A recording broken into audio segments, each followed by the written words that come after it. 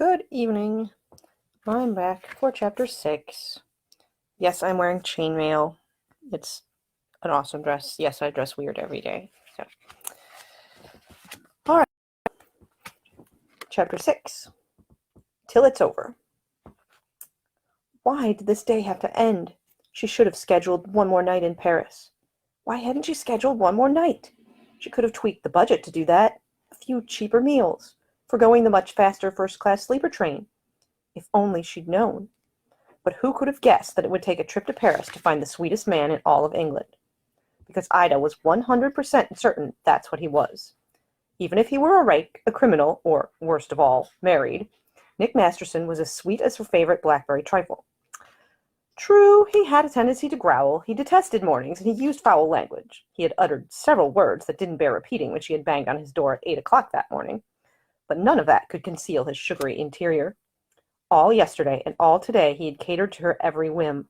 He'd taken her for luncheon at a wonderful cafe she never would have found on her own. Then art. He'd even expressed interest in her perfumery. He'd never once complained about her furious pace or her constant chatter. Strangely enough, he seemed to like listening to her talk. Most people nodded politely and then did their best to escape her conversations, or simply ignored her. When he was neither tired nor seasick, he was cheerful, witty, and kind. He smiled at children, petted dogs, and gave up their cab to an older couple when a bit of drizzle started up. He was wonderful. And in a mere 2 hours, she would get on her next train and never see him again. A worthwhile relationship it had been, but all too fleeting. At least they would have one more meal together before the end. While he took their outerwear to be checked at the coat room, Ida stopped at the hotel desk to check for messages. Sure enough, a new telegram awaited her from Alfred. She unfolded the paper slowly, expecting another rebuke. Don't come here. Don't write again. This is the last I will say on this matter. A. Well, at least the message was longer this time. She scowled at the note for a moment, then folded it and slipped it into her purse. When she reached India, she was going to give him a proper dressing down. For too long, she'd been doing as she was told.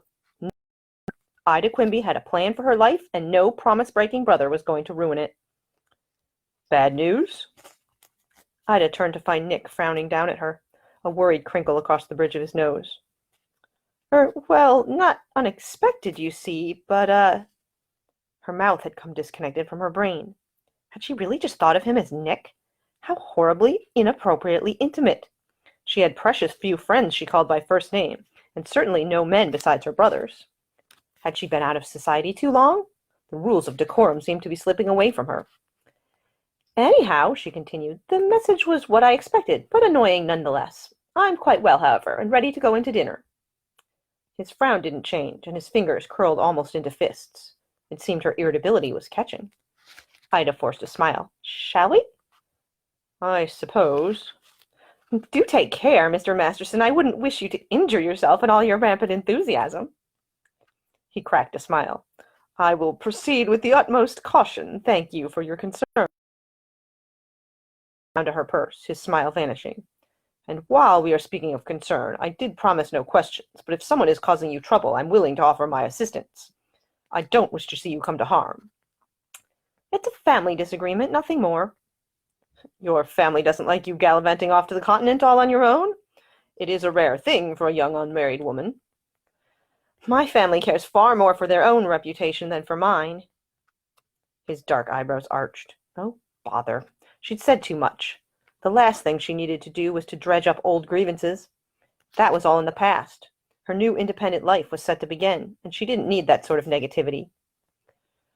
My apologies, Nick said. I have overstepped my bounds. I didn't mean to pry. Except he wasn't looking at her as if he didn't mean to pry. He had that piercing gaze fixed on her, and she just knew he would be peppering her with questions had he not given his word. Not that she could blame him. She was dying to ask him any number of things. Not to worry, she assured him. It was kindly meant. Let's enjoy a nice dinner and speak of cheerier topics. He pulled out a chair for her, then took his place across the table.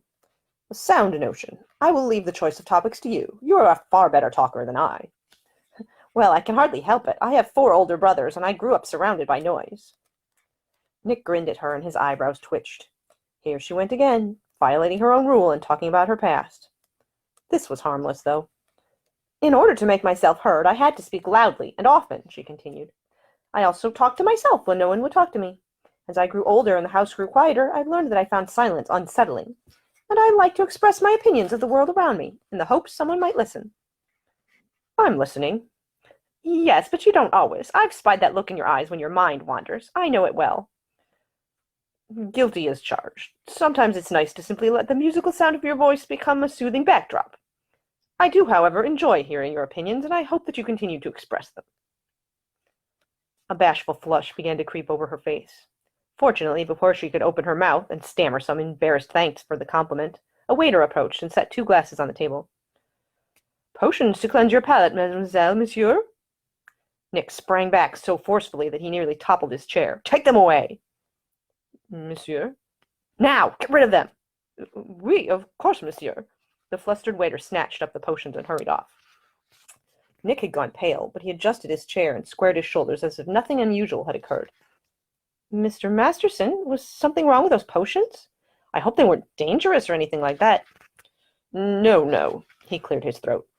Sometimes restaurants offer free potions before the meal that bolster the appetite or make you crave more drink. It increases their sales, but the customer may well regret it the next morning if they have overindulged. He didn't meet her eyes. He was lying, but why? What was in those potions, and how had he known, without even a sniff or a taste? Curiosity about who he was and what business he had in Paris once again began to gnaw at her. He had called himself a potion specialist, but she hadn't seen him drink a single one. The only supposed business he had conducted had been when he disappeared for a time at the music hall. Had he gone out after seeing her home last night? His odd late-night habits did make her suspect him to be a criminal. A jewel thief, perhaps, or a professional gambler? He seemed clever enough to have a talent for cards. The idea of it gave her a rebellious thrill. She had made friends with a proper scoundrel. You're awfully quiet, Barry, so I'm sorry if I startled you. Why do you call me that? He leaned closer. Because you smell like berries. Not today. No, today you smell like vanilla and cinnamon, and it makes me... He sat back abruptly. Never mind. Makes you hungry? Molten gold eyes fixated on her face. A long, silent moment passed before he spoke. Yes, very much so. Ida shivered. He wasn't the only one. Hunger for a taste of the forbidden swirled inside her. His powerful stare set hot and cold tingles all up and down her arms. She snatched up her menu to hide her reddening cheeks. Have you any suggestions for dinner, Mr. Masterson?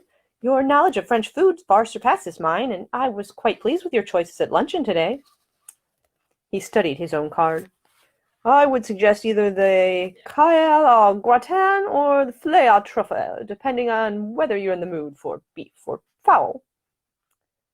Perhaps we can each order one and then share. Was that done? It probably wasn't done, and she was committing a terrible faux pas. Though considering she was already out unchaperoned with a man who was all but a stranger, it didn't much matter whether her table manners were up to snuff. Besides, she was already ruined. The scandal was what had ultimately led her here. An excellent idea. And a bottle of Chateau Le Rose. Ida blinked. Chateau Le Rose was a pricey wine if she remembered her Baedekers correctly. 7 or 8 francs a bottle. Nick must have done well at the card table last night. The food and the wine both proved excellent, and she chatted happily as the alcohol eased some of the tension over her coming departure. Perhaps this wasn't the end after all. They had both come from London. They might meet there some day. She could find a gaming hall that allowed women, and maybe he would come by one night. A giggle welled in her throat. She may have been a bit more mellow than was proper for a young lady, but it would have been terribly uncivilized to let good wine go to waste. When the gilded clock on the wall chimed 7, she didn't hesitate to down the remainder of her glass. She pushed back her chair and rose to her feet. A slight rush of dizziness assailed her, but her feet remained steady, and she didn't teeter. I'm terribly sorry, Mr. Masterson, but I must depart. Thank you for the excellent dinner. Depart? He came around the table and took hold of her elbow. He had very strong hands, strong and warm. It was a shame she had to leave him.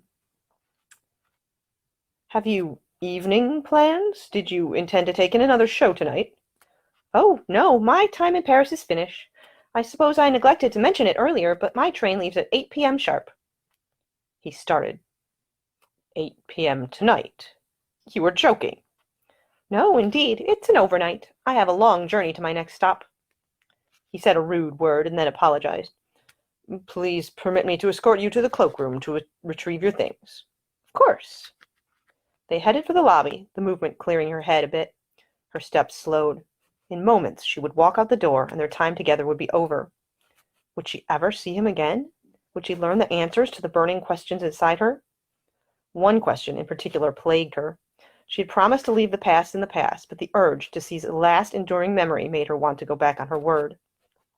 They came to a stop at the end of the hall, just outside the lobby. Nick looked down at her, his amber eyes wide and questioning. You are quiet again, Berries. Tell me what you're thinking. Well, there was nothing to be done for it. She had to ask. I'm terribly sorry, but before I go, I must ask you one thing.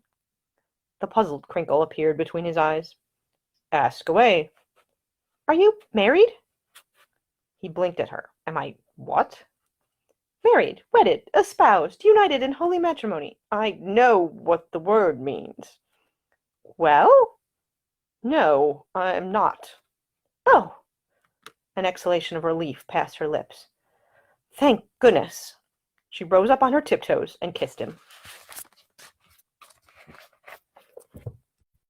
Tomorrow.